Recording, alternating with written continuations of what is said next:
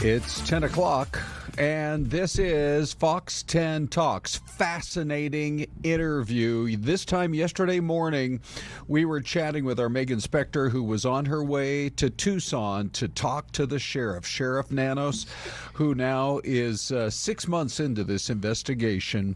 As we mark the 6-month anniversary, today was the last day that Nancy Guthrie was seen alive, and then tomorrow will actually mark the anniversary of her disappearance. But this was an extensive interview, and we're going to share all of the highlights for you on that coming up.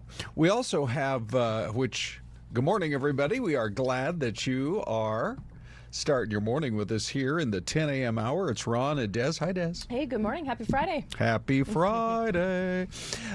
We have, talk about good timing here. Andy Biggs just announced at about 6 o'clock this morning his choice for lieutenant governor. This is a brand new thing for the state of Arizona. Right. And we have Sine Kerr coming in to join Andy Biggs himself next hour. Yeah, right? That's incredible. Yes. Yeah, we get this big announcement, and obviously other states have a lieutenant governor, but this role will be new for the state. So what does that look like? Right. And, what is her stance? So we'll have both of them in, at 11:30. Also, there's a big story breaking that we're going to be paying some real attention to today, the possibility of Arizona facing some pretty dramatic cuts in our water supply coming out of the Colorado River. This has been a big debate for a long time. And right now it looks like Arizona is going to bear a pretty big price when it comes to losing some of that water that we have come to rely on. Yeah, so we're going to dive more into that and see what exactly that looks like. But we've had Governor Katie Hobbs on quite a few times speaking about that. Yeah. And even she was fighting for Arizona not to, be part of this cut. Like, we've made our fair share of sacrifice. Sure, so. Right. Okay, so we're actually lining up an interview for later this hour on that. And we also, of course, have several other stories for you, including, I'm really interested, Des, later this hour, talking about this whole movement toward not so much what you eat, but when you eat can make a big difference. Yeah, the time of day. Right? Yeah. Okay. All right. Get your pen and paper out for that. We're going to have to start our plan. I know. I'm going to be a little bit skeptical until I hear our expert. Okay. So, and then there are a couple of big stories that we have been following for you all morning long. Try to get some additional information on what's been going on out there in Chandler as a result of a shooting that came in at about 4:30 this morning. Our Annalisa Pardo was out there doing a great job, but still we're awaiting a lot more info. There was a report of a shot or multiple shots, at this point not clear, fired right in this kind of an upscale apartment complex. You're somewhat familiar with this area, right, Des? Yeah, I mean, I drive by it all the time, right? I live out there in the East Valley. But yeah, a nice complex. I'm, kind of surprised to hear that this is the situation that police were dealing with there. But you never know the situation. Obviously, right now we knew that at least 2 individuals were involved. Unfortunately, that one man in this situation losing his life after, police and medics arrived trying to assist him. And then good to know that they do have maybe a person connected with this, maybe responsible for this in custody. Yep. Okay, so we're going to find out more about that. You can see as police were gathered at the scene. This complex, by the way, is over there pretty close to the Chandler Air Park, just a little bit off the 202 freeway. There have been a lot of nice new apartments and homes kind of built in that area, generally pretty quiet. But there was a big police response out there today. So at the same time, we're covering stories from all over the valley. Up in the North Valley, there was a fire this morning that Danielle was really doing a great job. She was actually out there with a chance to talk to the fire captain as they were basically trying to get the water onto this house, but it was destroyed. Yeah, and there was a unique situation there with the water. Danielle will explain. About 5:30 this morning, we received a 911 call for a fire at the residence behind us here on Planada. And our initial reports were that there was a chair in the carport that had caught fire, and it was extending into the carport. Okay. And then it fully engulfed the house at one point. Correct, yeah. By the time the first units arrived, we requested mutual aid from Phoenix and Peoria and Glendale, who all arrived here first.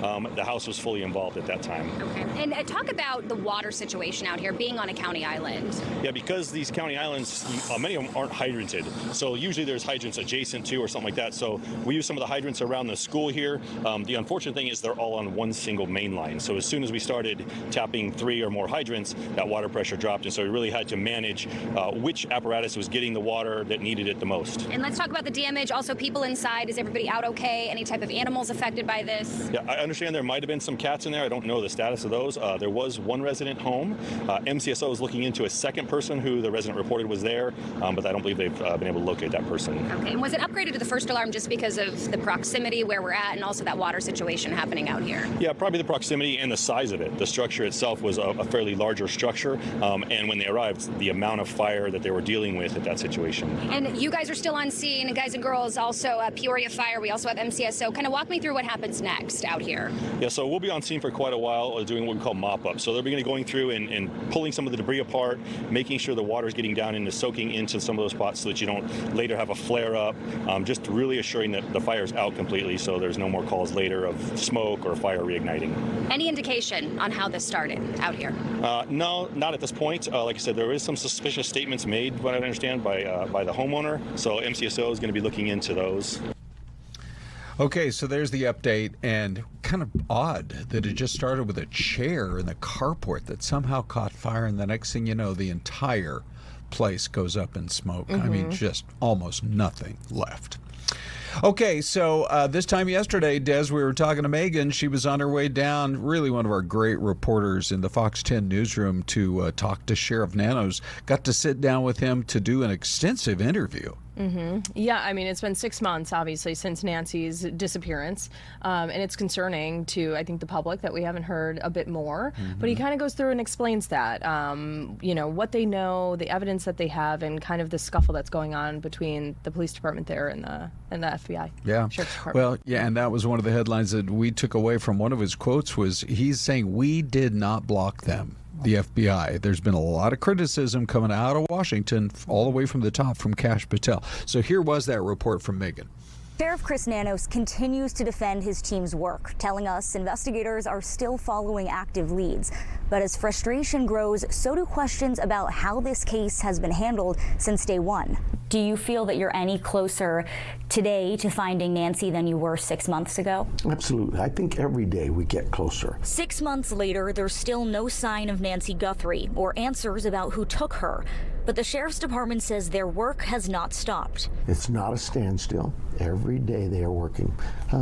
The ransom notes, trying to track those down. We have crime labs from all around the country working together on looking at the DNA we have. And that continues. But as time passes, the focus has shifted from the initial clues to the people leading the hunt. FBI Director Kash Patel has publicly and repeatedly criticized Nanos and local law enforcement, accusing them of shutting federal investigators out during the initial phases of the investigation.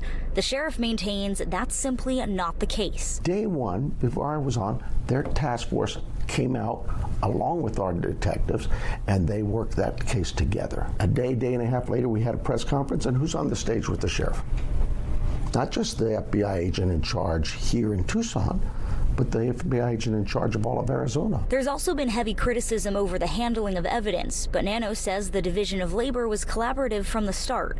Day one, the forensics for video, the decision was, FBI, you guys are the experts here. You got better equipment and forensics analysis abilities there. Take it, and they did. We took the DNA. Oh, you kept the FBI lab from it. No, it's about sharing looking at all the work in front of you and parsing out the work. Nanos chalks the friction up to miscommunication being passed up the chain of command. I'm just going to speculate that may have been what happened for the director. But clearly we didn't block them, we didn't keep them out of there, we delayed calling them. That is so silly. As detectives continue testing and sorting through tips, Nanos says he won't let public speculation deter his department's mission, bringing Nancy Guthrie home. We really believe someone out there knows something. Somebody knows where she is. And we need that person to call us. We've reached out to the FBI multiple times for an interview about their investigation into the alleged ransom notes. They denied our request. The family is still offering a $1 million reward for information that leads to the recovery of Nancy. Reporting in Tucson, Megan Spector, Fox 10 News. You know, I think we just felt like we owed you that full report from that interview because we had her on yesterday. You know, she said she was going to be talking. She really did go in depth with them, and all of this is happening under the time of, I'd say it was only about a week or so ago that Savannah released her video saying there's still time to do the right thing. Yeah. Whoever did it is out there. Renewing those calls and reminding folks, come Right. forward still. Yeah. That reward still stands. So, Des, I guess the other big story, I read it and weep. I'm going to pop them up here. So on the show this morning in that 6 a.m. hour, we're talking to Crystal, 116 today, 116 tomorrow, and then what we like to call a gradual cooling trend here in Arizona, all the way down to 111 by Tuesday. Right? Huh? I'm looking next week. I'm looking at Sunday. 105? Yeah. Oh, hopefully we get there. That'd be nice. You know what? High pressure is our enemy. Let's face it. And every time you look at Crystal's maps, that big old H is parked right over the southwest. So, yeah, I mean, I do remember years ago a new employee had come into the newsroom and I said, look, the monsoon, you're going to learn to love the monsoon because it's the only thing that brings our temps down. You can get rain and all of a sudden the temp will drop by 15 degrees. I know, and that really helps here in the desert. And we need this bit of rain will take. Yeah. And we really need the rain too. So anyway, are you just going to stay inside all, I think a lot of us sort of acclimatize to it.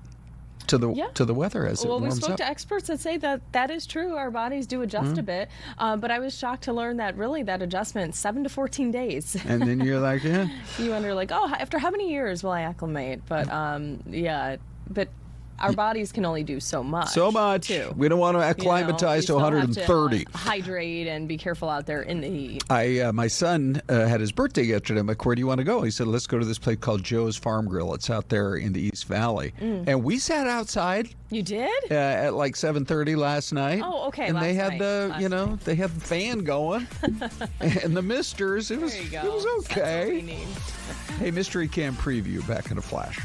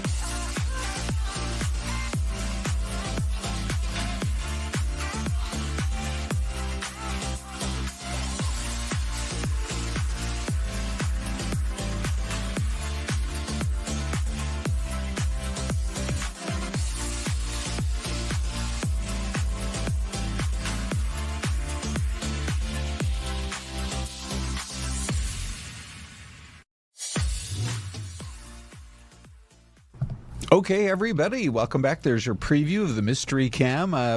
Des, I do believe it's a new camera.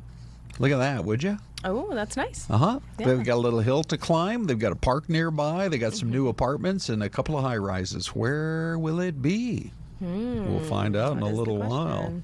Yeah, so mold this over and start thinking about what kind of guests you want to give the Mystery Cam today. I like that. I think that's the perfect way to put it. Just mull it over. Mull it over? Yeah. I mean, hang with us. Join the friendliest chat online. Do all of those kinds of things. And we'll get you up to speed on all the big stories of the morning. By the way, the Skyfox video, there was a sheriff's deputy vehicle that was involved in a crash with another vehicle off of the I-17. I think this might be that frontage road nearby. There's the other vehicle.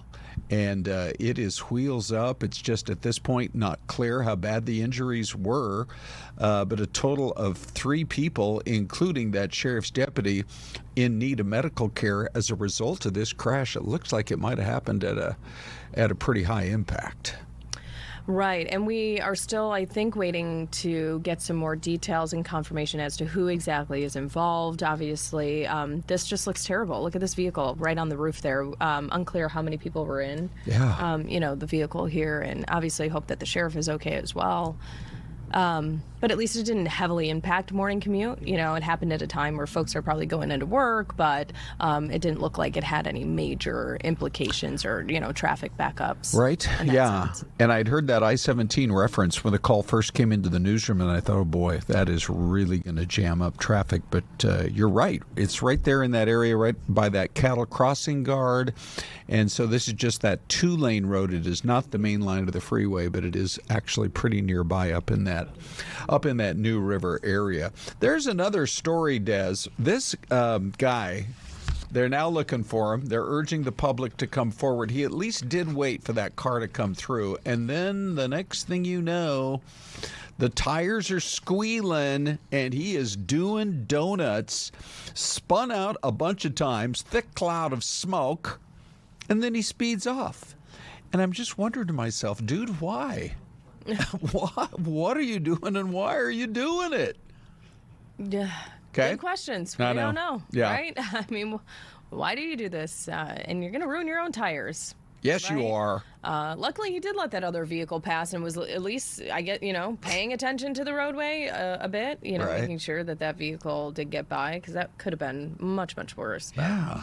Yeah, so police are trying to figure out who was behind the wheel, why they did this. They're looking to try and catch these folks. And there are more cameras out there all the time. San Luis, just a little town south of Yuma.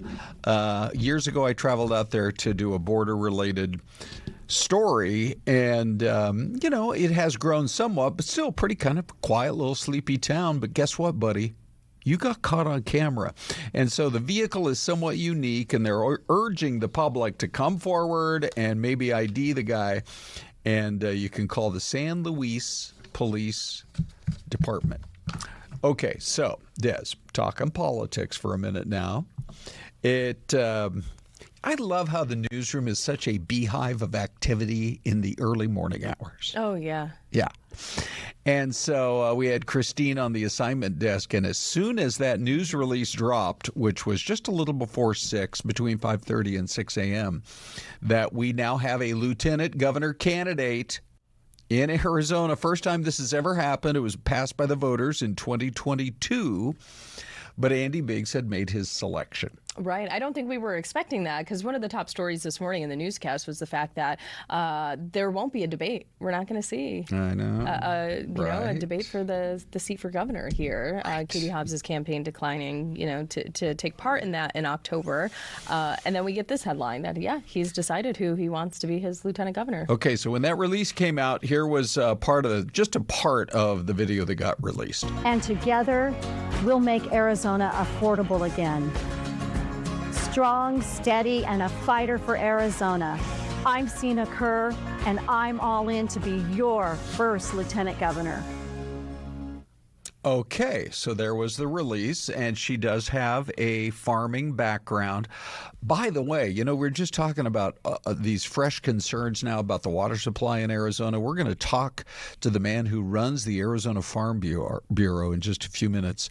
That's a big issue for Arizona, for agriculture particularly, and for all of us who live here in our state. But she may have some area of expertise in that regard. We're going to talk to her about it because in a little over an hour, she will be joining us here on Fox 10 Talks. That's right, along with Andy Biggs. So we're excited to have that conversation. So it's just so interesting to me. I grew up in Washington State, and they had a lieutenant governor up there.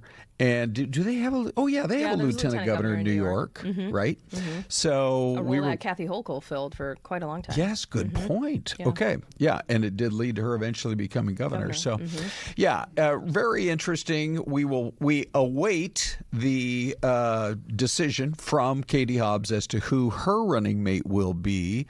Generally, when we get to the general election, a candidate is going to pick somebody who they think can maybe help, I think, bring them to the center. Mm-hmm. So we'll find out more about Sine Kerr and her background. By the way, serving in the legislature and most recently in the as the service agency's executive director for the U.S. Department of Agriculture. So that's coming up. But this morning, we've got a poll question for you. The very thing, Des, that you were just talking about, which is whether or not you want to see a debate. Now, there are a couple of ways you can vote. You can grab that QR code, join this conversation. This is really interesting. 74% are saying, you know what? Voters in this state, especially because we didn't get one 4 years ago, deserve a robust debate. And maybe more than one. I'm not saying, Des, it has to be like Lincoln and Douglas. How many did they do? Like 8? But 21% are saying, you know what? I already know exactly who I'm voting for, so it doesn't really change too much. That number just moved, 20% now. Yeah. And 5% say it actually doesn't matter because there's still other ways to learn about the candidates. You can grab the QR code, or, of course, you can go onto YouTube. Yeah, our poll here is 654 votes right now as of 10:22 this morning. 76% say yes, Arizona voters deserve a robust debate. 13% say no, I already know who I'm voting for.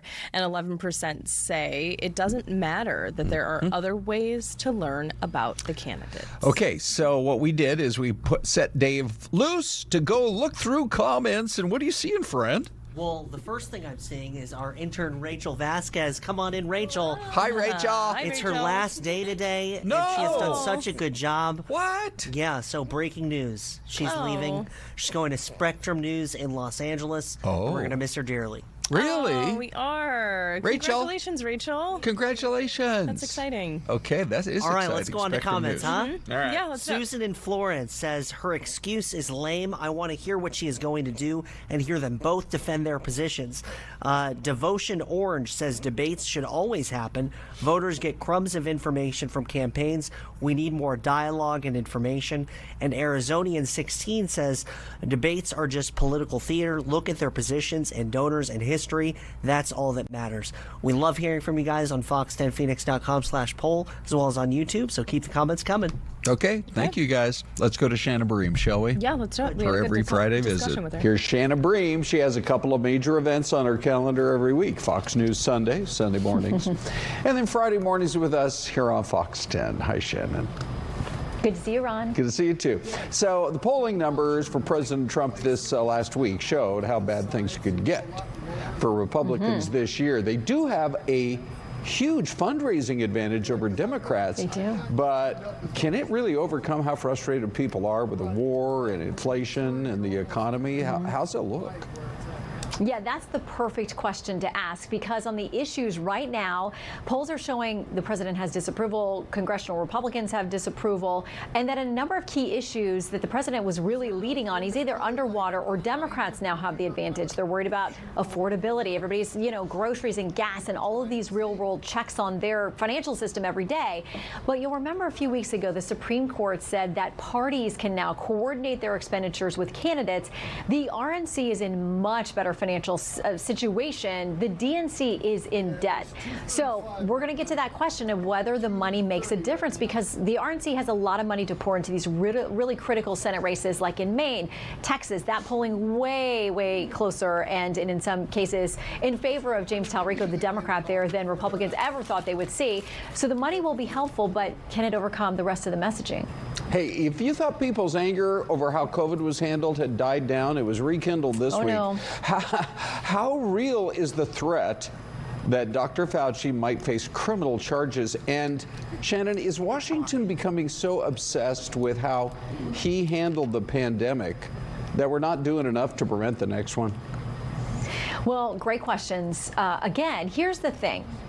Democrats last term under President Biden set a new standard when it comes to contempt. You remember, ask Steve Bannon, ask Peter Navarro about jail time that comes with contempt citations from court, from Congress. So Rand Paul is going to move forward with this. He's going to get it through probably easily through committee, but then it heads to the full Senate. So what happens there? He thinks there's a workaround. If the Senate is out and they're in next week, then they're out, that Vice President J.D. Vance, as the president of the Senate, can move this thing forward to the DOJ. And I suspect there's some people, if they can get it there at the DOJ, who are going to be more than willing to move forward on some potential criminal charges for Dr. Fauci. Okay.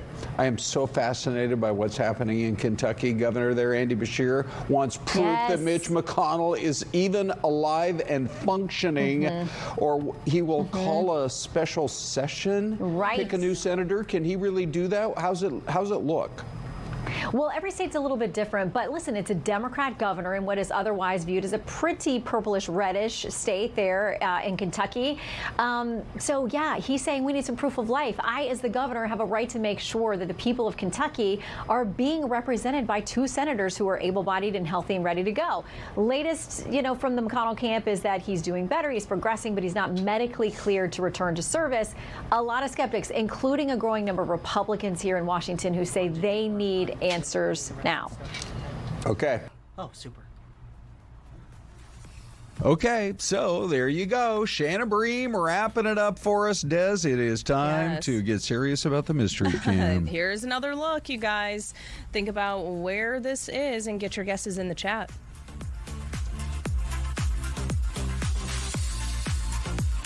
Great job.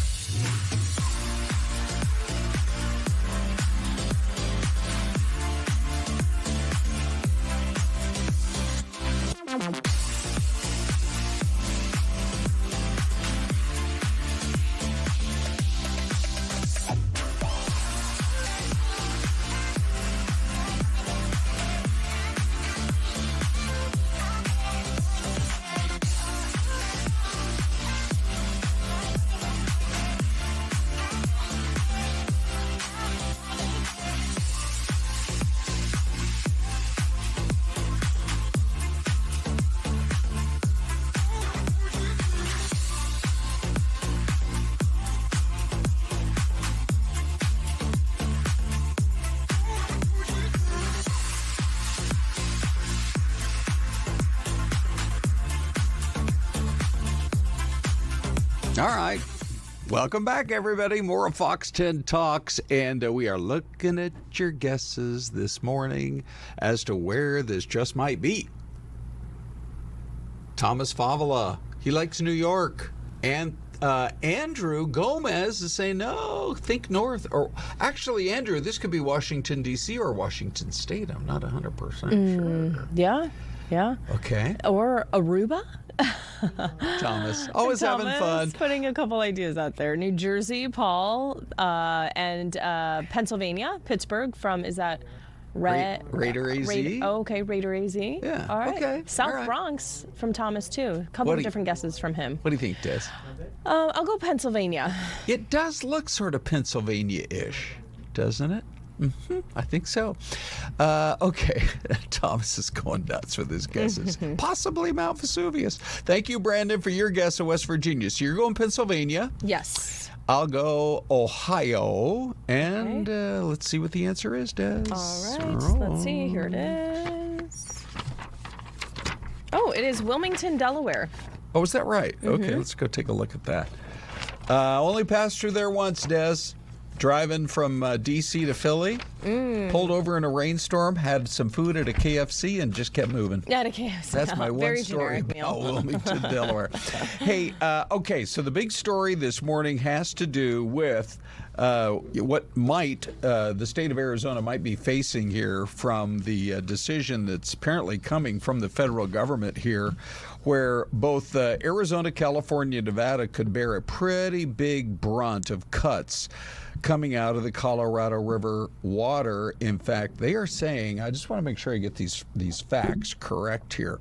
They're saying that the cuts could add up to 3 million acre feet through the next 10 years, which would be about enough water to serve more than 25 million people a year. That tells you how serious this is. Well, and then it allows for annual releases as well. But what does that mean for the state? We're looping in an expert this morning. Yeah, we to sure talk are. with them.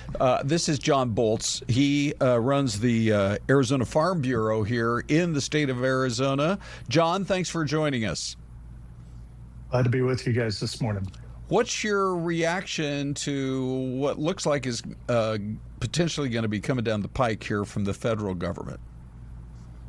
Well, the lower division states, Arizona, California, and Nevada, all agreed to similar type of cuts already. These are a little more intense than what we were hoping for or planning for. So we've always lived in a desert here in Arizona, at least southern Arizona, and we really need to take a look at this as an opportunity to improve how we do things and move forward with some certainty. We've been living in limbo for a little while with no agreement between the upper division and lower division states. So we're just thankful to have some finality and we can move forward with this, although it's not the decision we were hoping for. So when you say it's going to be a little bit more intense, are we talking, is this another 10% more than what we had already thought was coming down the pike? 20%? Can you kind of roughly put it in those terms? Yeah, for Arizona, it's a few percent more. We were already agreeing what Arizona had put forward with the other lower division states was close to that, but not quite to the 31% level. We're still all pouring through the details of the environmental impact statement that was released by the Department of Interior, so we're still working on that. But there will be impacts to our state. Thankfully, we have a lot of great in-state surface water storage on the Salt and the Verde systems, and so those are our ace in the hole, if you will. And we're hoping for better hydrology going forward on the Colorado system. We hope it can only go up from here since we're looking at the worst snowpack in history in the last wet cycle through the winter. Mm-hmm.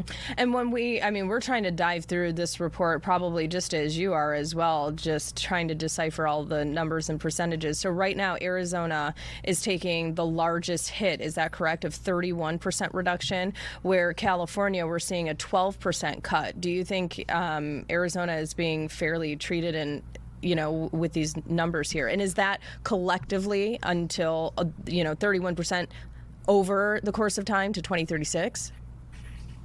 Well, the reason Arizona is taking the larger cuts is because the heavier cuts will come to the Central Arizona Project, which serves the Phoenix metro area on down to Tucson with deliveries of Colorado River water.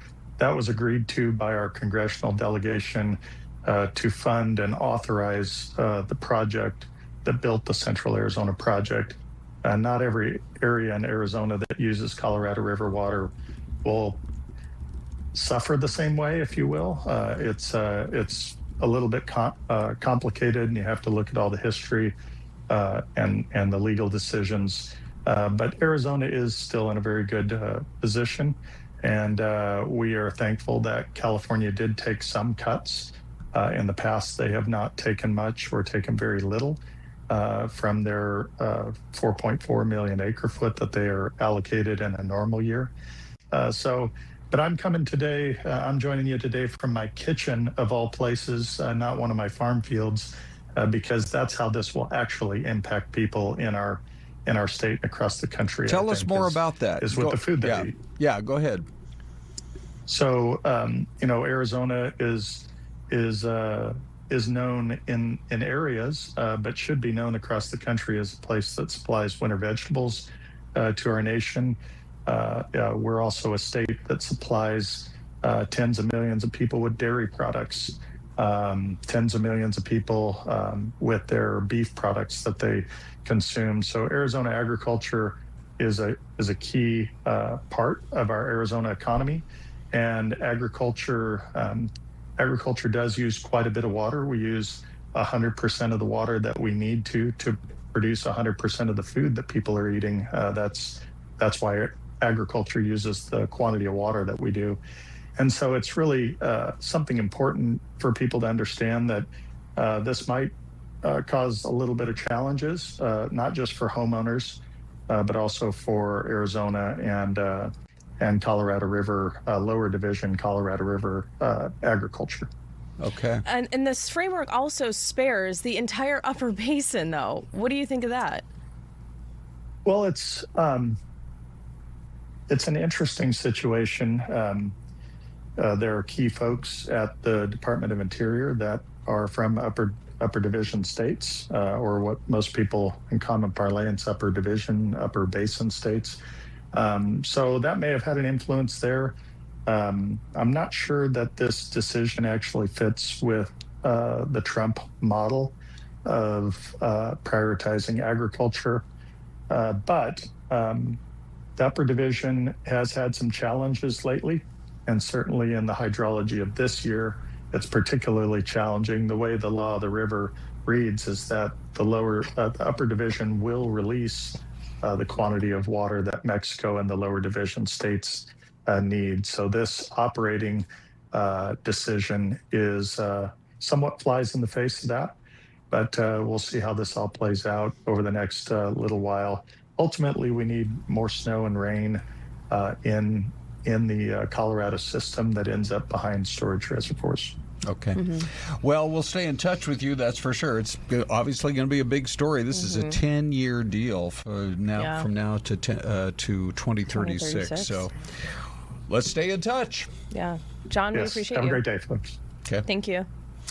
All right, so there was more than just that coming out of the administration today. There was a very rare cabinet meeting, Des, up at Camp David, out in the woods of Maryland. One of the first in a very long time. Yeah. Yes. And we were streaming some of that on our Fox 10 YouTube page as well. So maybe folks were dipping into that, but we have some coverage of what happened. Exactly. And the part I think that gets most interesting is after all the statements are said is when you get a chance to do the Q&A with the reporters who were in the room. Yeah. Been a group of people, most likely, I mean, I can think of a couple that were treated pretty badly, groups.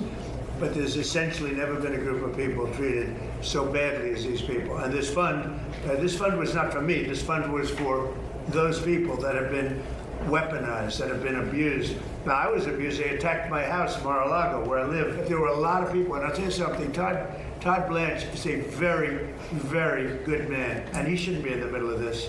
He should get approved, because you will never get anybody like him. You're never going to get anybody. And to make him a pawn in this whole thing, this is being done by a senator. And I don't really blame him, to be honest with you. I endorsed his opponent. And as soon as I endorsed his opponent went through the roof, and he won the primary election in Texas for Senate. And the man that lost, the man that I didn't endorse, has become very angry, and that's okay. I mean, I understand that. I probably would do the same thing. You want to know the truth? I think I'd do the same. Talking there about John Cornyn, the outgoing Texas senator who did lose to Ken Paxton in the primary after the president came out with that endorsement for Paxton. And now Todd Blanche, as a result, may not sail through the Senate. So we're, kind of keeping an eye on that. The president wanted him to be the next attorney general, but plenty to talk about there. He also did say that in his view, the anti-weaponization fund was dead, but he wishes it was still alive. So that's kind of what this whole fight is all about. Yeah, and I believe didn't Cornyn too? He wanted that in writing. I think isn't that kind of the holdup? But the president is refusing to do that. Doesn't necessarily want to put that on paper and sign off on that. Yeah. Hey, one other thing when it comes to big time money, Des, did you ever get into, or anybody in your family, or maybe David, your hubby, when he was growing up, into like baseball cards or football cards? No, I don't know or anybody with a good card collection, sports card collection. Right? Do you? Well, you love football so much. Do you have one? Yeah, no. I mean, when my son Jordan was a little kid, we would go down to the card store and buy a few, but it never really amounted to anything. But now this story of Shohei Ohtani, apparently a collector ran across one of the big cards that they now believe could be worth $10 million. $10 million? Holy cow. All right. So, I mean, Ohtani himself, who you see right over there when he was at the White House, there he is right there. I mean, he makes a lot of money too. But now a collector is going to make a ton of dough. Oh, yeah. What a find. Sure. Yeah. Okay. All right. You want to change your diet? We've got some ideas next.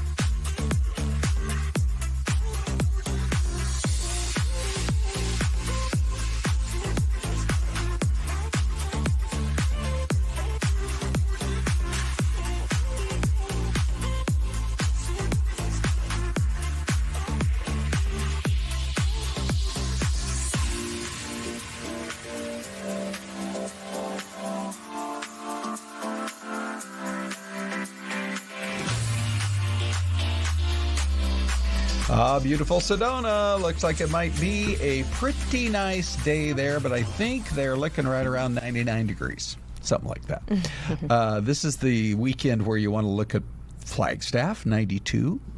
Show low, 94. That usually means Pine Top would be about 92 or so. We're just lucky, Des, that, yes, we live in this desert megalopolis, but if you want to hop in the car in about 90 minutes, you can be up there about a mile high in elevation. And so we welcome you back to more Fox 10 Talks. We're having a great time hanging out with the friendliest chat online. Even if you're watching us on Fox 10 TV or the Fox local app, on your phone, you can come over and join the conversation. Yeah, and folks in the chat are talking about how hot it is. Yes. We have, is it Kerbo 09? Oh, yeah. I don't know if that's right. Or K Turbo? Is there? Is it an H or a T? My eyes are only so good. Okay, Turbo. Okay, stay cool today. It's hot as heck already. There you go. We're a PG show. Let's bring on Dorothy Sears now. This is, I know we're both fascinated, Des, to learn more about it. So she is a professor of nutrition. She is also, has extensive experience through the brand new ASU Schufelt Medical School. We just had John himself on the other day, a couple of days ago. But we want to talk, and she's a leader in cancer prevention. Yeah. So let's talk about diet changes. We all focus on what we eat, but you say it might be as important when we eat, huh? Good morning, Ron. Good morning, Desiree. Yes, it's absolutely very important what time we eat. Tell us more. So it turns out that every living thing on the planet has what's called a circadian rhythm. And this is a 24-hour cycle of when things work very well, and then things kind of shut down, and then next day they work well again and they shut down. And so the way we process nutrients is under a circadian control, such as this. So we are very good at processing nutrients in the morning, and then throughout the day we become decreasingly able to process nutrients effectively. So what that translates into is that if we eat food in the morning time, we can digest those foods and process the blood sugar that results from that and get that blood sugar out of the blood and stored, but not so good in the later evenings and the nighttime, when often we might want to have a little snack or something like that. And so what we know is that individuals who consume food late at night have increased risk for obesity, type 2 diabetes, cardiovascular disease, and cognitive defects. So everybody's cancer. So everybody's schedule is different. What if they work odd hours or even overnight hours? Does their circadian rhythm adjust to whatever their personal schedule is? So is it, for example, whatever time you get up, do you want to kind of consume most of those calories early on in whatever hours your day falls under? Does it work like that? Yeah. So when we have shift work or we do night shift work, our bodies do not change our circadian rhythm. Our circadian rhythms are entrained by the sunlight. And so the blue light that comes in from the sun, and in particular very light bulbs or even your screens at night, this is telling our brains that it's morning time, and this is controlling those clocks. So individuals with night shift work have elevated risk of all these diseases that I mentioned before, because they, just by the nature of their work timing, they are consuming food out of alignment of their circadian rhythms. So the bottom line is, let's say you're on an early morning schedule. Some of us get up, you look at everybody on our staff as early as 2 o'clock in the morning. It's still important to eat with a circadian rhythm, more like as the sun's coming up, even if it's a few hours later than most people get up and have breakfast within an hour. Yes. Well, so you are mentioning a little bit some of the extremes, but yeah, so somebody's getting up at 2 o'clock in the morning, maybe you have a black coffee or something and wait maybe a couple of hours, before you start consuming your food. So this isn't a huge difference in your timing. If I am rushing out of the house before I've had breakfast, I take with me, a nutrition bar or something like that, so I can get that breakfast in. Breakfast is it is the most important meal of the day. And if we skip breakfast, we know that this is also associated with bad metabolic health and cardiovascular risk.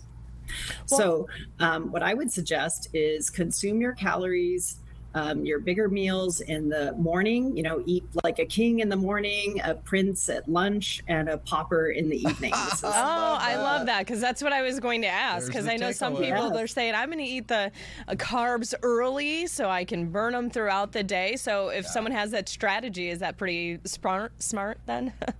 It is. And then what we do, so I've been doing research in this area for since about 2012. And we have been testing outcomes, all kinds of outcomes, including cognition and cancer-related outcomes. And so the intervention that we have designed, we call prolonged nightly fasting. And so we say in our intervention, which was designed based on population observations of, fasting and food intake timing and health. So we say in a practical application of this biology is no calories after 8 p.m. and then fast for 14 hours until you eat the next time. So if you stop eating at 6 p.m., then you fast until 8 a.m. the next day. So you can stop whenever you want to, but no later than 8, because that's when you get into that danger zone of having poor blood sugar control and such at night. Okay. Wow. Pretty motivating. There you have it. Yeah. That's a long time to that go might be without easy for us. We try to get in bed before then if we're lucky. For sure. Okay. And some of the good news for our intervention is that we don't require individuals to do this every day, because we all have social calendars, we have family dinners, we want to go out with friends. Night out, and so right. we ask our participants to do this 6 days a week. So they get 1 day off a week of their choosing, that they can just, have that extra glass of wine after 8 or a dessert or whatever they want to do after 8 p.m. And the other thing is that our benefits that we observe, in our research does not include any change in what people are eating, only the timing. Oh, okay. Really? Okay, so I was going to ask about waffles in the morning at IHOP. It's better than breakfast for dinner, sounds like. That's one takeaway. Yeah. I was going to ask about avocados, because today's avocados are good. Today's National Avocado Day. Those are pretty healthy for us. On my kitchen counter, I'm going to eat it later. Oh, that's great. All right, you're fun for sure. Let's bring you back on, talk more about all this. Yeah, thank you. It's such a pleasure speaking with you, Dorothy. Thank you. Okay, so speaking of National Avocado Day, Des, you are like the queen of the segues here. Let's do it. Here's our TV poll question this morning. What's the best upgrade? If you say you got an avocado on the kitchen counter, just like Dorothy, you're like, okay, what's my number one? You got to get it before it gets too soft. What do you think? Burgers, tacos, toast, or salad? Yeah, well, our voters have spoken. 37% here say salad. That was leading all morning. Right. Tacos was catching up a little bit. But I know. I think I shocked you when I said toast. You did. Right. You did. Yeah. Because I feel like that's more of a Gen Z or a Gen A. It just kind of seems like a daintier meal, and I know you like your burgers. I do like avocado. It just threw me off a little. But I mean, honestly, the number one use, if you ask me, is guac. Oh yeah, right. Best use, yeah. I don't know. And that's why I kind of was going with tacos, because I thought, guac on tacos—that's just top tier. Yeah, I didn't even clue Dave in on this, but let's go. Let's check in with him. He doesn't mind if we check in with him live. Do you have an opinion on where's the best use of an avocado? Oh man, I love avocado toast so much. Really? Oh, it's absolutely delicious. All right. But avocado in guacamole. I'll take that with chips all day, too. Yeah, Rachel, what do you think?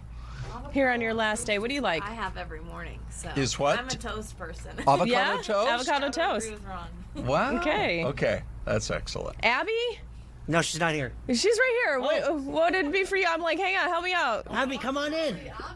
What avocado levels up what food, though? We had tacos, burgers, salad, or toast? Oh, she says salad. Okay, she's going with the crowd. Hey, by the way, it's also National Talk in an Elevator Day. Now, I had a situation once a long time ago where I had to talk for a very long time in an elevator. I love my wife, and I don't want to have like a 35-minute conversation with her. Not in an elevator. We are that's not stuck good. in an elevator. This has never happened to you. right? No, knock on. Every time I get in an elevator, I'm worried about it. So Yeah. I hope it never happens. Yeah, well, it happened to us. We were at a hotel over in You Albuquerque. have pictures, right, when you were in the elevator? Here, I'll show you. I cut a quick little thing on tape to send to the kids, but I'll show it to everybody here. This is what it was like after being stuck for about 30 minutes. At that point, we're down on the floor, got our shoes off, trying to not get too hot. Here we go. Oh, no. On tape, which is what I've been doing for a while now. Thankfully, the mama had us bring a little bit of water. So, that's good anyway. Yeah. Oh, boy. So what happened was That's scary. I pushed the intercom and they said, okay, we'll get up on it, and our engineers are on it. And I could hear them like way up above, like pounding on things, and we weren't moving. And I'm like, just call the fire department. No, we got it. I think they didn't want to get like Wait, first did they get like a responders citation or involved. something? Or I hope they did. But here What is floor were you on? This is the Albuquerque Floor Department or Fire Department. We were up. I think we were staying on floor number 4. We didn't realize until they actually rescued us. Because you're stuck, you don't know. Yeah. I figured we were up at the top. We were almost down to the ground floor. Really? I bet you we Like were super close to the 4 ground. feet Oh. down to landing at the ground floor. Oh, my goodness. But I mean, that's a long time to get So did stuck they in move an it down, elevator. or they just were able to open the doors a bit and then you had to step down that 4 feet? Yeah, they had that. That's exactly what they did. They helped us down. These guys were fantastic. Shout out to the Albuquerque Fire Department. They had some kind of piece of equipment that just wedged that door right open. Oh, perfect. Now, if we had been between floors, I have no idea what you do in a case like that. Probably ladders and who knows what. But Wow. anyway. Yeah, or maybe they have a manual way of moving it down. Happy National Talk in an Elevator Day. I hope you never have to go through it like this.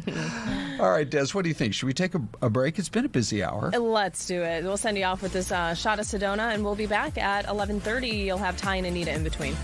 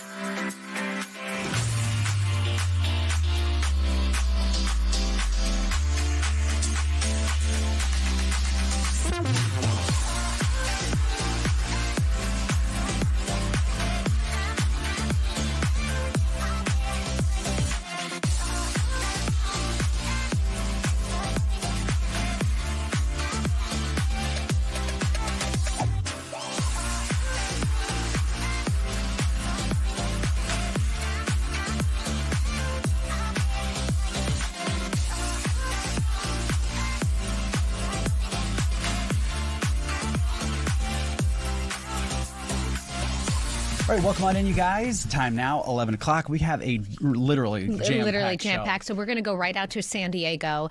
And this is breaking news. They are calling this a mishap with an aircraft. Looks like much more than a mishap, but this is happening. We're getting some additional information from one of our sister stations in the San Diego area. It appears a fighter jet has crashed right off of the Marine Corps Air Station Miramar military base. So these are aerial photos showing the scene right there, and it looks like after that plane crashed, you see that there was a little bit of maybe even a brush fire out there as well. So we are working to get you additional information, and we're going to continue to follow this throughout the morning. If we get new information, Dave is on it. Our producer, Dave, he's on it. So if we get any new information, we, of course, will bring We do know to that you. this is an F-35. We don't know how many people were on board. So, again, we'll keep you guys posted. Moving back on, we've got a really big event coming up Sunday. This is a big, huge back-to-school drive. Priscilla is joining us. You've been on before, so everyone knows who you are. No.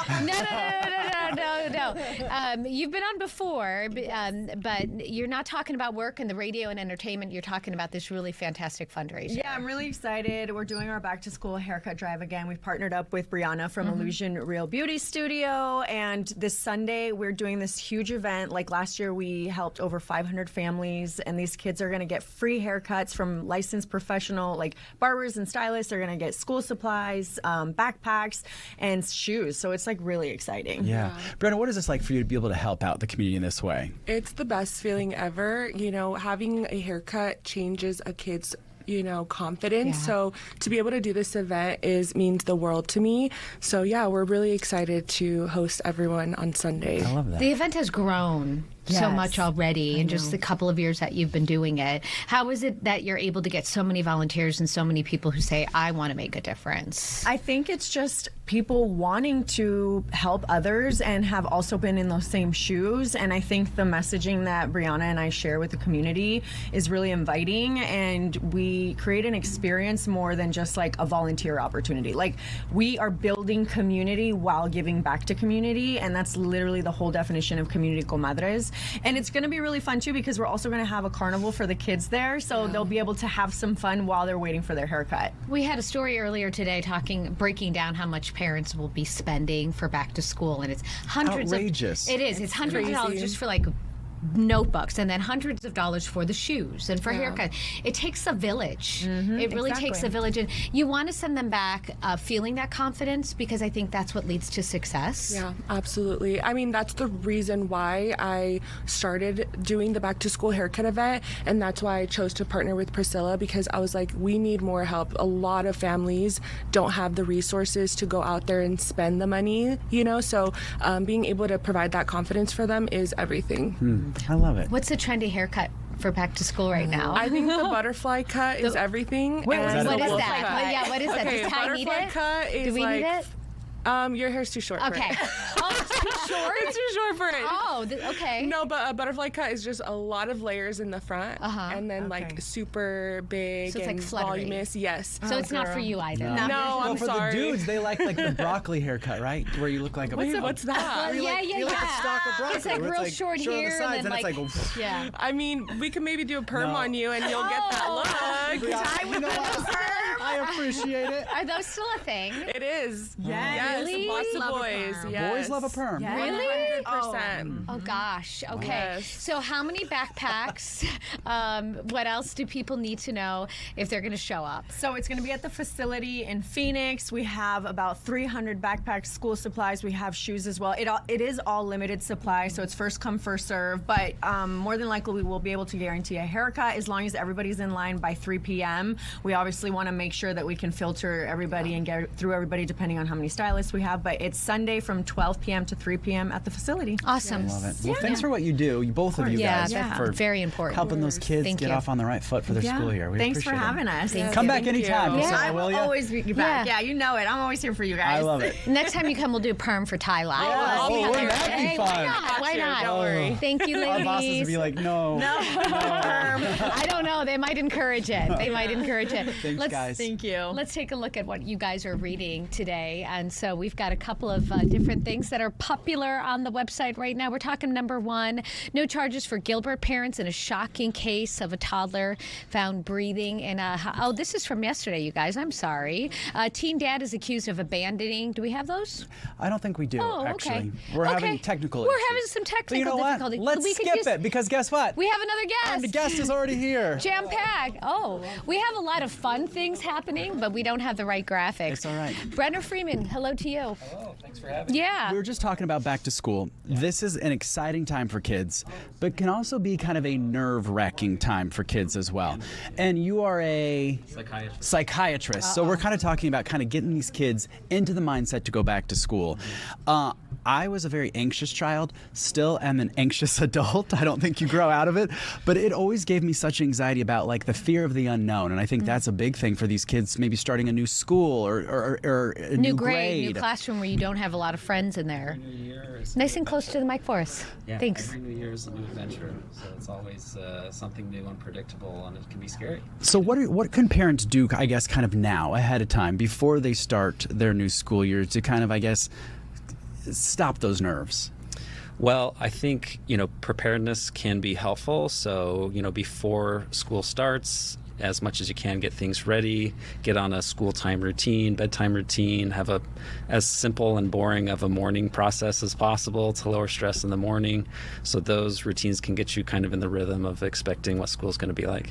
I've seen cases where kids have so much anxiety that the parents will actually pull them out, maybe do some homeschooling for a while until they resolve issues and then head back in. Good idea, bad idea? It totally depends on the kid. When people are scared, they avoid.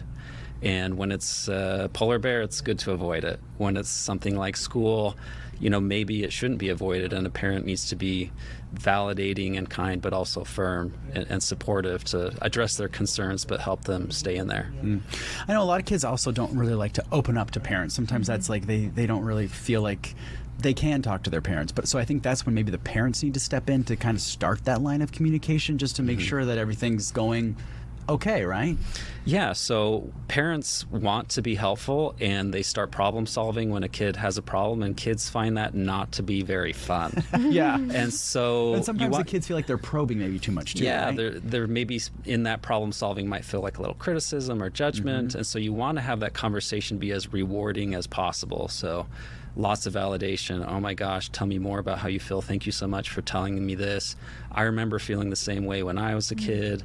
How can I help? I'm here for you. And that makes it much more likely that a kid's going to be willing to talk to you the next time and share what they're actually feeling. What about someone other than a parent, though? For example, growing up, I was very close to my godmother, my mom's sister. And we hung out, we did fun things. She was the cool aunt. And then if I ever had questions, concerns, I would probably feel more comfortable because I knew I wasn't going to get in trouble with her. Right. So I probably had an easier time talking to her, getting advice from her about things. Can that be a good thing? 100%. It's weird to think that the only adults in a child's life should be the parents. We're evolved to need a whole tribe, lots of adults that are there to ask. Depending the adult, you might ask one adult this and another adult that, and it's very normal and helpful.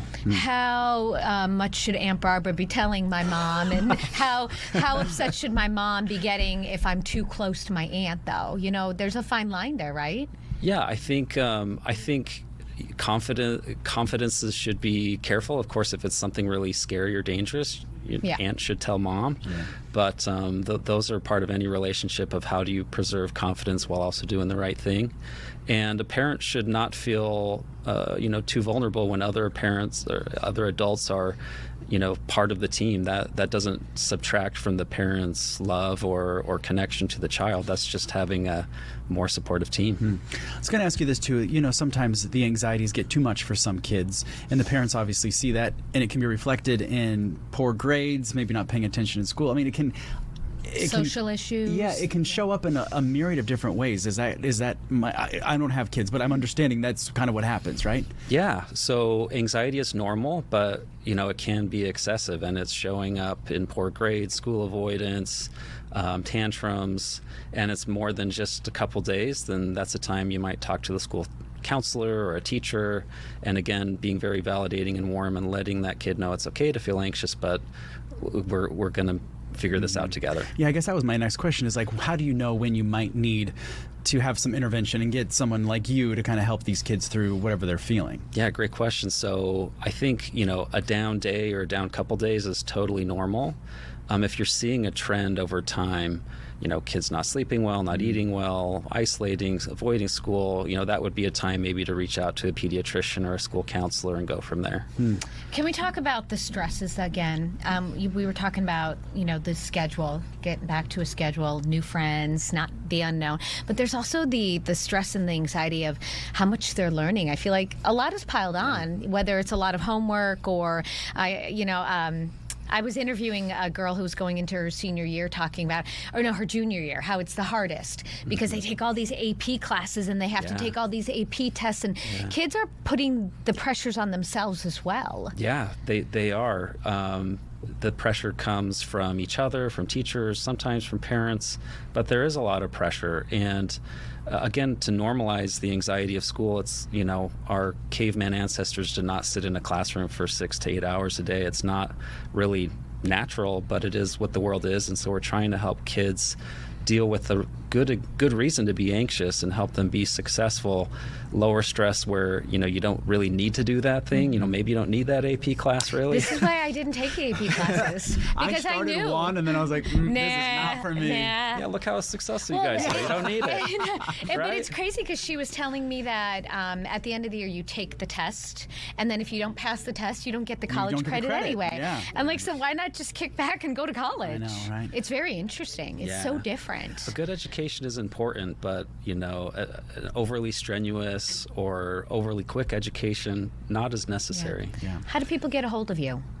I work for Banner in a hospital setting, so you can, if you needed support for mental health through Banner, you go on Banner's website. Awesome. Thank you. Yeah, thanks so much you. for coming. Great We tools for appreciate back to school. Yeah, thank you so Okay, much. before we hit our break, are you ready? Let's see. Do we have our graphic? No, it would be the, what year is it? It's VO6. VO6. Yeah, it should be labeled. Okay. There it is. Okay, here it Yay. is. Let's see. What year was it? Here it comes. Any second now. It's coming. Spider-Man debuts in Stan Lee Comics. Oh, these are getting really hard, you guys. I have no idea. 1956. Okay, good guess. We'll see if you're right. Next.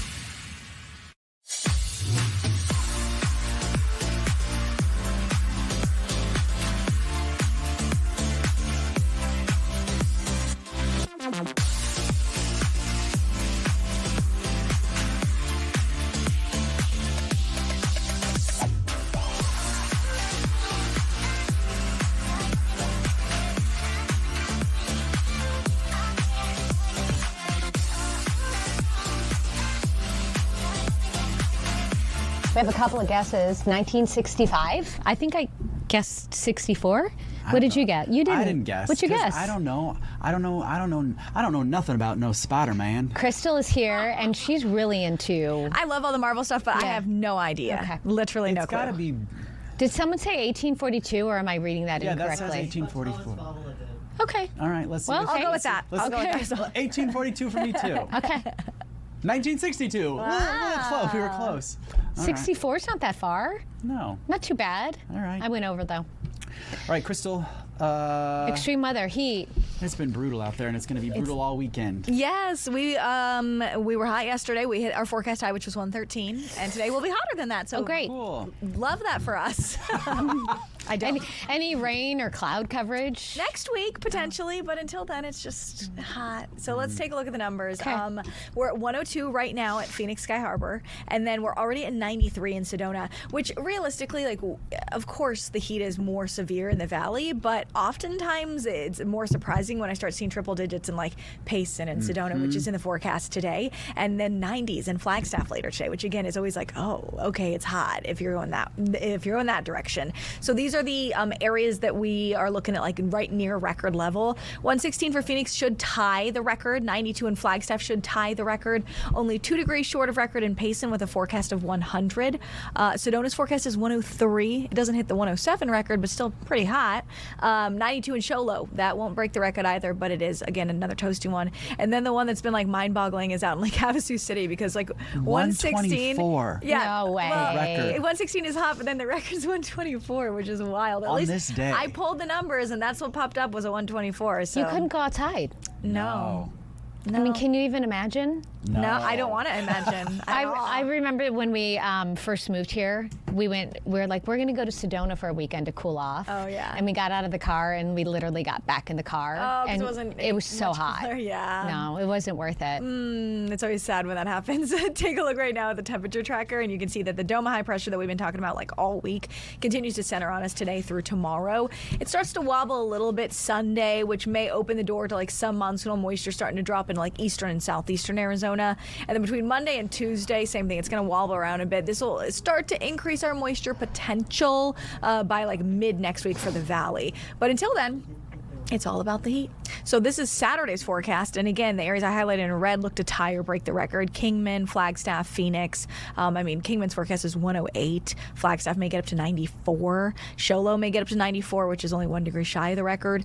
And then Sunday, too, it looks like we will be right in record territory. Forecast of 93 in Flag, that would tie the record. 115 in Phoenix, that would break the record. Even spots like Prescott, they fall short, but only by 2 degrees. So I've had a few people complaining to me like, oh, it's always hot in Arizona. Why are you getting so dramatic about it? But yes, it's always hot, but it's not always record setting, because if it was, then we wouldn't talk about it if every year just set the new record. When we have these years where we have a couple of days where it's a real serious heat stretch, that's when you get the extreme heat warnings, and that's what's out right now. And realistically, this isn't like you step out of your car to go to Target and you're going to explode into flames, but it is if you try to run in the middle of the afternoon or hike in the mid-late morning, like it can become very dangerous for folks. So we're just trying to remind people, because it seems every year we end up with these heat-related illness and rescues that occur because of it. I also really quickly just wanted to show off that these are the July rain totals, because they're so impressive for Maricopa County Flood Control District. So we're at the end of the month. These are some of the numbers. If you're in the chat right now and you want to like throw it out a town, let me know and I'll try to grab it for you. But I'm just going to kind of zoom through the map. But near Casa Grande had 3 inches whole for the last 30 days. Look out just off to the east of Apache Junction into the mountains, almost 7 inches. Wow. Which, yeah, if you remember, part of that, the road got washed out a little bit out there, so not too surprising with 7-inch total for the month of July. But Apache Junction was over 2.5 inches. Queen Creek had nearly 1.5 inches. Gilbert had nearly 1 inch. Chandler had about 0.5 inch. Mesa was one of the winners for sure, anywhere from like 1 to 2 inches in some spots for the month of July. And then it was really interesting. We had a couple storms that slammed right outside of Sky Harbor, which is frustrating because Sky Harbor is technically running a little below average at under 0.5 inch. But just north of Sky Harbor, 1.6 inches. Downtown had 3/4 of an inch. North parts of Scottsdale had around 3/4 of an inch. But then look at the West Valley, out near like Glendale, a little over 1/10 to 2/10 of an inch. Surprise had about 0.5 inch with a good thunderstorm that passed there. But like Avondale, a few hundredths of an inch. Buckeye had a little over 0.5 inch. Surprise, as I mentioned, a little over 0.5 inch. And then heading into the north edge of Maricopa County, same thing. The mountains and the foothills had like anywhere from 2, 3, 4 inches of rain. And then finally, the numbers up in Yavapai were pretty wild too. Outside of Mayer, anywhere from like 4 to 5.5, almost 6 inches of rain. So I see someone ask for Safford. Yeah. I don't have this. So Maricopa County Flood Control District only does the bubble right about Maricopa County with these like gauges as you can see so often. So I don't have the exact number for Safford, but I'll try to look it up. And if you're watching on Monday, I'll see what I can find for Monday. Awesome. I don't know off the top of my head. That is service right there. Well, that's why we're here, right? It's Linda. Oh, especially for Linda. Yeah, I'm definitely looking up Safford. Yep. Thanks, Crystal. We appreciate it, Crystal. Well, maybe we'll be surprised and something will just roll in. I don't know. A little storm? Yeah. Listen, I mean, I doubt it. Happen, please. We'll try. We'll try. All right. Speaking of storms, look at this video. Take a look at this video, you guys. This is from the Phoenix Zoo. They have been hit by monsoons in years past. This is, you can hear it. Can you hear it? This is lightning that hit the lion's den. That is wild. And this was from the storm that we just had not too long ago, right? Tuesday morning. We got Linda here from the Phoenix Zoo. Welcome on in. Good to see you. Thanks for having me.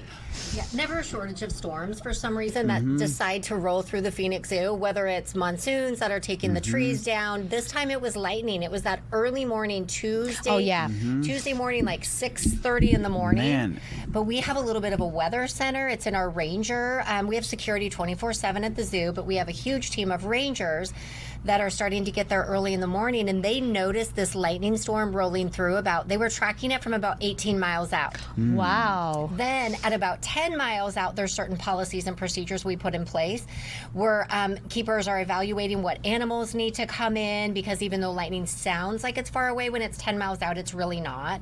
The giraffe, those are always going to be in their night houses when you have lightning that close. Because they're so tall? Because they're so tall. They're out there on the savannah. So, yes. So there's no protection for them. Right, correct. Wow. And so, they have that recall. Their keepers will call them back into their night houses. This one came in pretty quick, though, because then at about 6 miles out, the rangers do, we communicate on our radios. We have like big walkie-talkies. Everybody had to get off their golf carts. That's what we use to transport ourselves around the zoo. Golf carts were parked. Everybody was then told to shelter in place. We have guests at 6 o'clock in the morning because right now it's member hour. Yeah. So the rangers, it's not mandatory, but rangers were going around saying, hey, we have lightning 6 miles out. We advise you to take shelter. So we were bringing people into our Savannah Grill, into our guest service lobby. And then we saw this lightning strike. It actually hit our African lion habitat. But no damage, right? No damage. That's there wild. Were no holes in the ground, no fire, no anything. That is a different angle of it. And it definitely hit. It hit, yes. It struck. Whether or not it hits the ground, that's kind of for the weather experts to decide, but there was no sign of damage. The great thing was, though, it's like they're big cats. If the ground is shaking and thunder is happening and rain is happening, cats are going to go inside and take shelter. The lions were already securely in their night house. Let me ask you about that, because you said at 10 miles out, 16 miles out, they start, everyone starts getting the animals back into their shelter. That can't be very easy. It's not like you can go up to put a leash on them. Yeah, and be like, hey, tiger, or here, lion, like, or you're like gonna dangle a steak. Right, exactly. Well, and the thing is, we give them access. Like the doors were already open, so once that lightning and that thunder started several miles out, like the 10-mile out mark, it was really loud. So the cats were already like, I'm not gonna be outside. I'm already inside. Well, so what about luckily, the giraffes? The giraffe weren't out yet. So that was good. Luckily, they were already in the barn, because anytime there's even some like slippery conditions, the keepers are evaluating, and we knew early on that we could see the signs of a storm coming. What about like I have 2 dogs that get just freaked out when there is thunder. So do you have animals at the zoo that start to get a little freaky when they start to hear these thunderclaps? They certainly are going to react like any of your pets at home. I mean, I think they're used to things like this, but they do have those night house areas, and they're with their herd or their flock or whatever is and they're kind of huddled together, and they're just going to weather out the storm. So you guys have been hit. October, right? It was last massive October storm moved through when you had all the Christmas stuff up. Yep. And then I think I was out there with you a couple of years ago doing a piece on this, Right. where you had that massive tree down. So you guys do get hit. We do. The monsoons seem to love wherever we are located. Maybe but we yeah, should move the meter from the zoo. Yeah. I think move it from the airport to the zoo. over to the zoo. Yeah, the few years ago when you were out, I think it was that huge eucalyptus that actually went down in the rhino habitat. And that's another thing, if we are predicting 30 mile per hour winds overnight or a 30% chance of rain, our big cats are securely inside for the night with no access to go out. Because if a tree were to go into a habitat, we don't want to give an escape route for that big cat to go out. So we're protecting our staff, our keepers, we're protecting the animals, we're protecting everybody when we put all of these measures in place. That's a lot to think about for you guys. It is a lot to think about, and I think a lot of people don't understand that we have all of these policies. And even if it's high wind or torrential downpour, if it's going to be gusting at a sustained 40 miles an hour, we are bringing animals in, we're closing our venues, we're not running our trains, we're closing Stingray Bay. There's all these different things that have to happen. But I will say, if it's a light drizzle and if it's a beautiful rain day, there is no better place to be than the Phoenix Zoo, because the animals are out and they're active because they're thinking, we don't see this a lot, let me get outside. But it's to when it takes it to that next level, that it's becoming the torrential, it's becoming the gusting winds, then we put these precautions into place. Wow. Yeah, you have to and you mentioned that there's someone there 24/7 monitoring the entire zoo, right? In case of inclement weather moving in. Correct. We have rangers that are there 24 hours a day, 7 days a week. This time of year, we have our Zoo Lights crew because they're already putting up the zoo lights. Already? So they're working all night wish it long. was Zoo Lights. It's oh, so yeah. hot. They started in June, actually. Oh, my gosh. But we've always got people there no matter what hour of the day. Sure. We've got people. And then some of that footage that you showed, those are from our security cameras. So those security cameras are constantly running. It's pretty incredible. You do have to be prepared. We do. We have to take it seriously. I mean, it can cause a lot of damage, and we want to make sure everybody is safe, including people and animals. Zoo is open every day? Every day. So in the summer right now, we only stay open till 1 o'clock. We open at 6 to members, 7 to the general public. After 1 o'clock, it's just too hot. We want everybody to be inside and be safe. Awesome. Okay. Linda, it's great to see you. Thank you. see you. That was Thanks a for really coming great in. video. Yeah, it was a cool Appreciate video. it. We appreciate you sharing it with us. Have a safe weekend, everyone. Before we go, you guys, we got 20 seconds. This is what we're looking ahead for Monday. If you are a Harry Potter fan, you might want to go to Chase Field. It's their Harry Potter night. Then we have the 83rd Arizona Open Championship. It tees off at Papago Golf Club. And then some of the big court cases we're following. Criminal case against the influencers Andrew and Tristan Tate will return as well. Have a great weekend.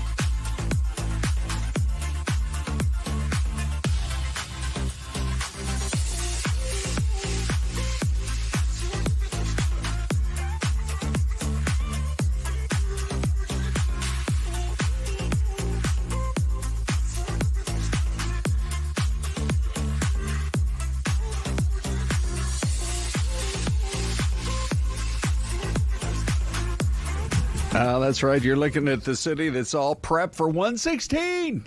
But we're going to make it just fine, Des. I was reporting a little earlier, for those of you who weren't listening, that it was my son's birthday yesterday, and he said, Dad, I want to go to a place called Joe's Farm Grill out there in that Gilbert area. And we sat outside under the misters and the fan, but it was still whatever it was, like 114 at that time. Ooh. So we can make it. Yeah. Yeah? Yeah, we'll survive. You also did another fun activity. You went rock climbing. Yeah, I wasn't really cool. going to bring too much of that up, Des, because sorry. Well, it's funny. It's called Alta, and I guess they have multiple locations. Yeah, but they do. I walk in and they have these 40-foot rock walls. Mm-hmm. Hey, take a look here. We have some guests joining us. Are either of you guys rock climbers at all? Not me. No. Yeah. No, done it, but don't do it anymore. Oh, is that right? As a You kid, used we to did rock some, climb? just a little bit, Okay. just a little bit. All right. Real rocks. We didn't have not the walls, not air the real conditioned thing. walls at that time. Right, with the belays that protect Yeah. you. You're not going to fall, any of those kind of things. So this is Andy Biggs, congressman and the Republican candidate for governor of the state of Arizona, and Sine Kerr. Yes, sir. Okay. Well done. Thank That's you not very an easy much. name. We're all working. You're the most talked about name in Arizona in politics today, that's for sure. Where does that first name come from? It is Danish, and I'm named after my great-grandmother and an aunt. Oh, is that Yes, right? yes. Okay. Yeah. It's a beautiful name. Thank you. Thank you. I've had to explain, how to pronounce it and all about my name my whole life. I so bet it doesn't sound like it's spelled. and- Exactly, yeah. Well, everyone will know your name soon enough. Oh, and how to wonderful. pronounce it, so. Wonderful. Well, the way it worked out was we had this interview set with Congressman Biggs, probably, I think, going back about a month or so. And then at 6 o'clock this morning, a news release dropped that you had made your choice for Lieutenant Governor. This is the first time we're experiencing this in Arizona. Tell us a little bit about your thought process. Yeah, so as I've told you before, Ron, I had literally 75 people apply effectively, and we were looking through, and I wanted certain chops. I wanted good legislative experience. I wanted somebody who knew federal government, those types of things, and then I would meet with some of these folks, and I met with Sina, and her husband, and got to know her, and I'll tell you, just couldn't have a better pick right now for Lieutenant Governor. She has got a wealth of experience, broad experience, business, private business, working in the federal government, all of the things that you want from somebody who could step in and actually run a government agency or take over when I go out of town. Okay. Tell us then a little bit more about yourself, about I always say we start with the hard questions, we get to the fun questions later on. So this guy has a band. I still want to see him sometime You did mention that with this the morning. I said, guitar. really? Or what is the instrument do you play? Well, guitar and piano and keyboards. Okay, Yeah. good. All right, great. Yeah. I want to see tape. But we'll get to the fun stuff with you and your background and growing up and all of that first. But what do you think makes you the best qualified candidate to be Arizona's first lieutenant governor? Well, first of all, to get to work alongside Andy Biggs is an incredible opportunity. I think I provide our ticket a good balance.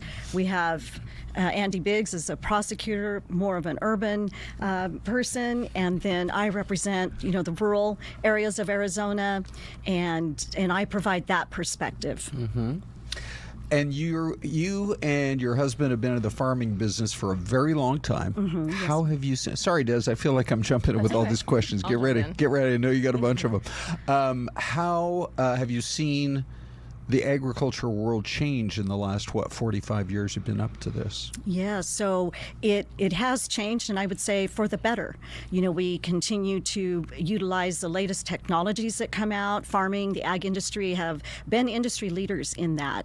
We've utilized drones before, a lot of other industries were using it, autonomous tractors, that type of thing, and then conservation techniques. So whether, it's irrigation efficiencies, just making sure your ditches are lined with cement and your laterals and everything. Mm-hmm. And so we just keep getting better at what we do, doing more with less. We're producing, more food now on less land, using less inputs, all of that. So it's changed in a good way. And what do you think? So this was a big announcement, finding out who your selection was for lieutenant governor. And then just not long ago, we're hearing from the federal government kind of stepping in to make a decision when it comes to the use of the Colorado river water, and the lower basin states now taking a big hit here.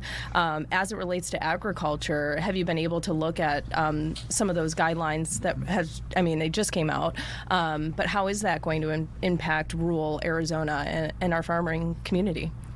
Well, so this is a 10-year deal. The first 2 years, you're going to have the lower basin states, Arizona, California, and Nevada are making reductions. The upper basin states aren't making any reductions, which kind of ticks me off. But I'll leave that aside. But the reality is, by working with California, we've seen that Arizona's going to get a little slightly better deal than the original proposed deal, but it still will have impact. But the one thing I'll say, and Sina can talk to this, is the farmers and the agriculture industry, they adapt. They say, tell us what the rules are, we'll adapt, and we'll be that. Will be what we need to do to continue to produce, and we want them to produce. But we also have Arizona, we're in the desert, we have to manage our water, and so we have other things that we have to do with regard to, say, groundwater and groundwater management as well. Are we facing the real possibility of some pretty extreme cuts to the residential? I know you're well versed to talk about agriculture. Let's just talk about our cities and our suburbs. What's coming our way? Well, I don't think there should be panic about it at all. I think it's water management. We have a lot of water underground, which is one of the reasons that we got punished for being good conservationists of water. And so the reality is, I don't anticipate that happening anytime real soon. But what we need to do is we're going to have to make sure we have our infrastructure in place to pull that water out, clean that water up, and distribute that water. And that's something that we'll have to do going forward. But it's not time to panic now. What it is time is to take a step back, manage it, and realize that they've booted the can down the road about 2 years again, but we're taking it on the chin.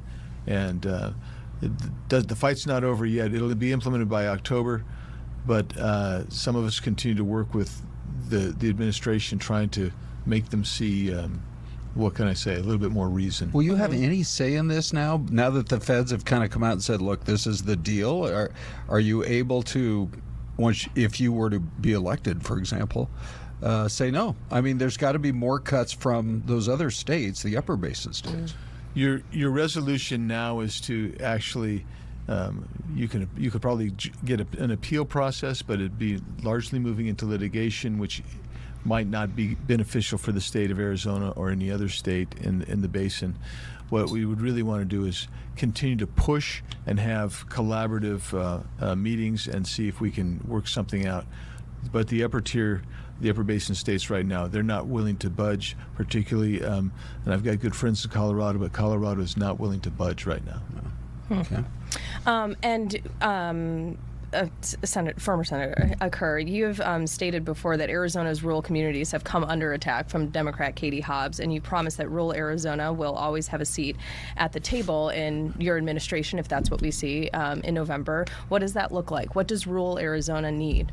They need a strong voice, a fair voice, and someone who understands how critical they are. A lot of our rural cities and towns depend on thriving agriculture for them to succeed as well. I always say we don't just raise beef and grow crops, we grow economies where we are in agriculture. And so it's important that we succeed so that our rural economies succeed, and when our farming and ranching community is prosperous, Arizona is prosperous.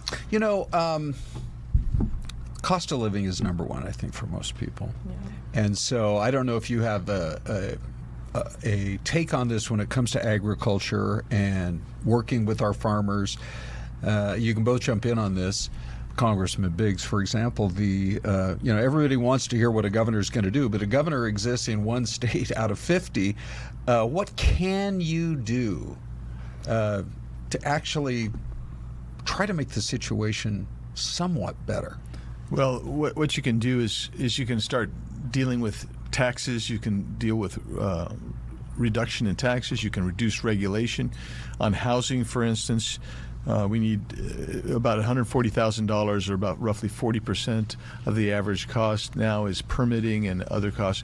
We need to work on trying to mitigate that. That's something a governor can do, working with the local jurisdictions as well, and you got to be able to sit down and talk to them about that.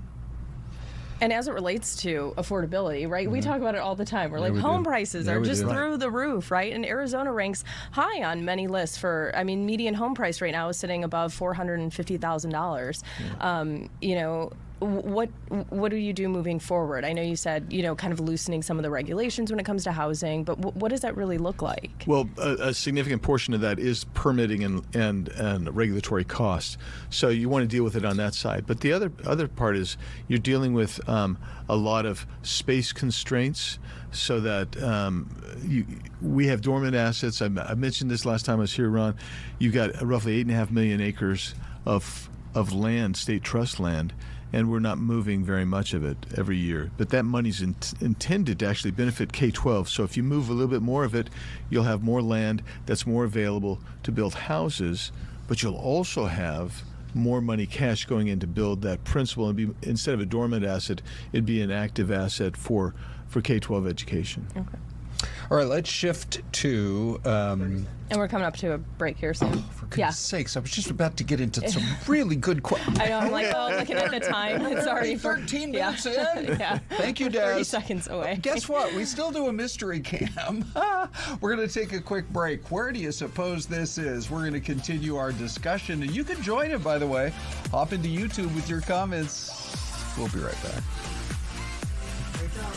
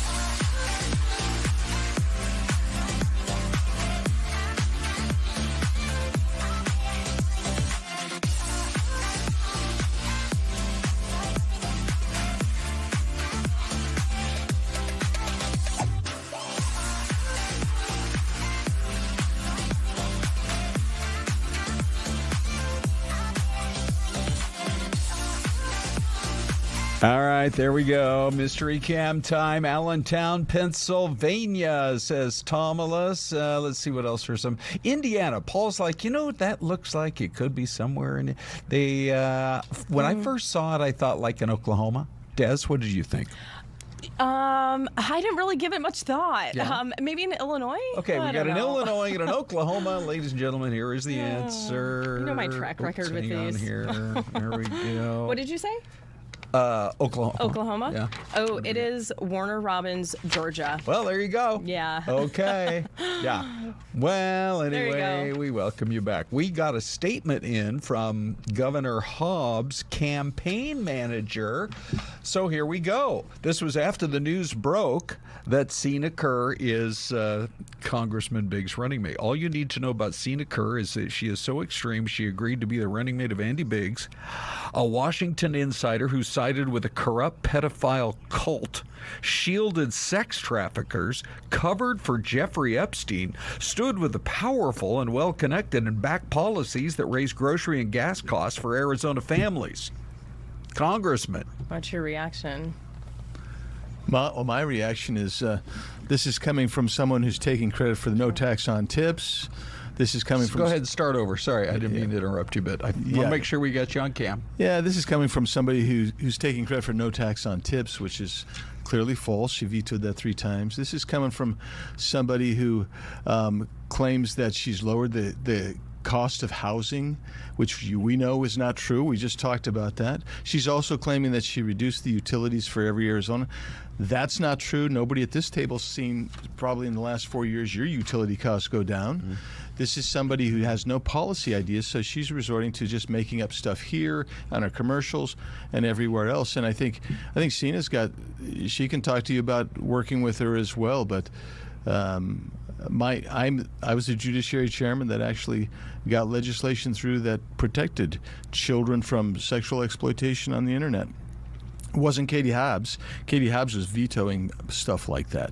I don't know, Sina. Do you want to react to that? Absolutely. Yes. No, she has, talk about pedophile protecting. She has vetoed some really excellent victims' rights bills that protect children. One protects children with disabilities from being, if the employer doesn't do a thorough background check and there is someone who is on the sex offender registry and that doesn't come up, she vetoed that, and that would have protected children with disabilities. It's just horrific. Then a bill of mine that would put it very narrow, put certain level 1 sex offenders that committed crimes and convicted of crimes, dangerous crimes against children, put them on the public website, and she vetoed that. Talk about protecting these heinous convicted perpetrators. I'm looking at some notes here that say that when you were in the legislature, you sponsored a proposal that would have made it a crime for a physician to perform an abortion after it was determined that a fetus had a detectable heartbeat. It was tacked onto a different bill that had been approved by the House about license plates, but it did contain an exception if the mother's life is in danger, but no exception for rape or incest. First of all, is that accurate? And what's your response to that? Yes, so I let, I believe it was Senator Wendy Rogers, I let her use my bill as a vehicle bill. And, on the whole matter, the voters have spoken, and so that's a moot point. But so that's how that legislation came about. They were using my vehicle bill. And what is your current stance on a woman's access to abortion? And can we see, if we do see your administration come November, can you make any changes to that? Do you plan to do that, or will Proposition 139, stand where it is? Well, Proposition 139 was was passed by the voters, and so it's protected by the voters. And if a change is going to take place, it's going to come from the voters. I don't like Prop 139. I'll be the first to admit it, and I'm not going to contest that. But that seems to be the law of this land in the state of Arizona. All right. Let's talk about, we have a poll question up this morning. Do you want to see Katie Hobbs and Andy Biggs debate. You probably didn't even know we had you in one of our poll questions. I did not know that. Yeah. I was stunned. So here's the QR code. This is a great way. It's an active poll this morning. So 76% say, yeah, voters deserve a robust debate. And then in YouTube, let's see if and look at that, well over 1,000 votes, 1,500 votes, close to 80% there saying Arizona voters deserve a robust debate. But it doesn't look like we're going to get one. I mean, the Hobbs campaign has come out and said that she will not debate you in October. You still plan to go to that debate. Why is that? Just what do you think of that? Not the willingness not to debate there. I'm not shocked by it, number one. Number two, I think it's a shame that she's not going to be willing to debate. I think she should come on and defend her record. And so instead of issuing false snipes like that, we could actually have a debate about real policy issues. I think that's important. And I guess the third thing that I'd say is she says that she doesn't want to debate. She wants to get out and meet with Arizonans. Guess what? I've been out meeting with Arizonans from every part of the state, every corner of the state, and somehow I think I can find time to come and have a debate with the current governor, and I'll defend my policies and we'll question hers.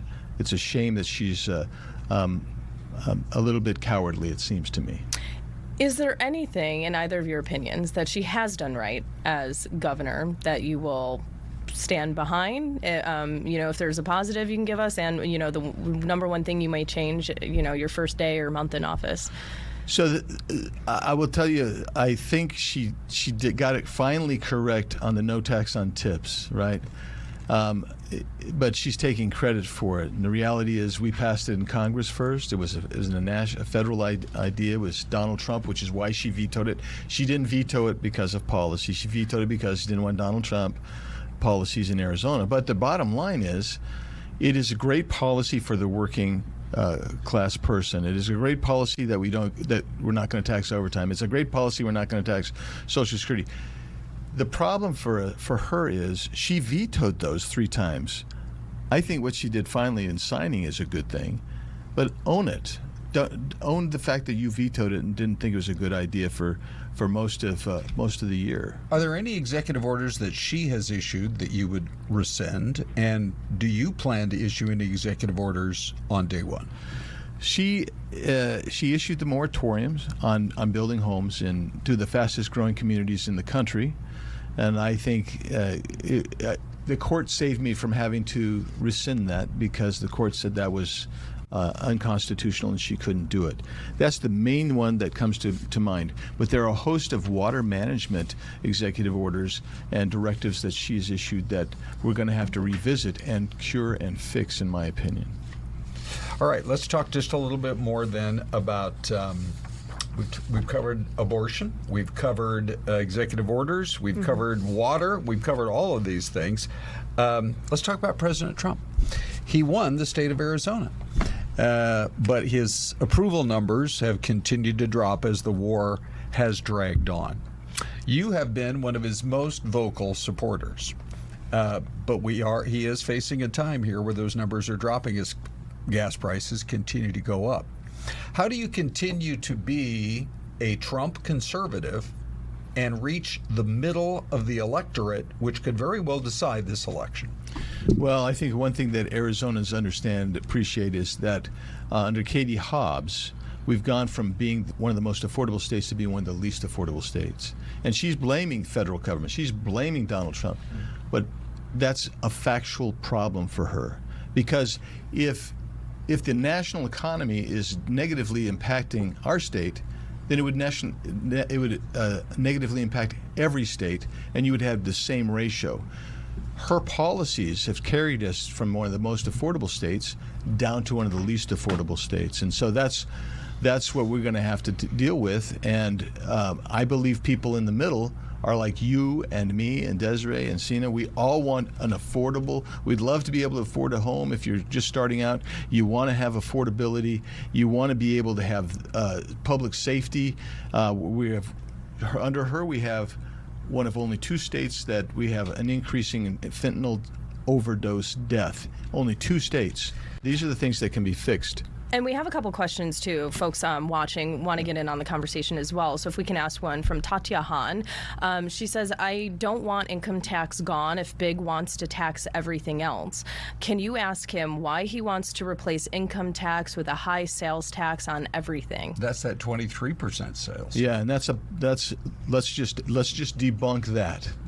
That was a bill that was filed in Congress. We never had a hearing. But guess what? Katie Hobbs refuses to acknowledge that everybody would have seen their taxes go down because there would be no more federal income tax. That would have really changed it. And guess what? When people say, I want the rich and wealthy to pay their fair share, you know what happens? You can't game a consumption tax. What else she doesn't bother to mention is there were cutouts and exemptions for people who made below a certain wage, which was in excess of the poverty level, and those people would have paid no tax. And so this was a complicated thing, but this is something that's been actually debated for 75 years. And we asked simply, can we debate it or at least have a hearing to see where we are as a people? Okay. We got a minute left. Sine Kerr, tell us a little bit about yourself beyond the world of politics. Either growing up, I know your dad was a military veteran who served in 2 wars. What else can you tell us? Yes, we got 1 minute left. Okay, I'll be quick. My mother was she immigrated from Mexico when she married my dad and became a naturalized citizen in 1969. She was very proud of that, and so I carry a lot of my Hispanic heritage. Means a lot to me. I used to speak a lot more Spanish fluently. It was actually my first language because when my dad was deployed, she primarily spoke Spanish to us. And so grew up in Buckeye, fell in love with the farming community. Then in 1964, when we moved into the late 60s, early 70s, it was just very small, maybe 4,000 or 5,000 people, and primarily agriculture. And so met my husband in high school. At first, I didn't know he was a dairy farmer. High school sweetheart. Yes, wow. yes. And with that, we're out of time. Do you also have, That's a perfect note to end it, though. High school sweetheart. I do have a not band? have a band. Okay. No, but Well, is that like an obligation now? You're going to have to join? I don't know. Thank you both for your time today. Thank That was you. a quick half hour. We'll see you guys Monday. Thanks for watching.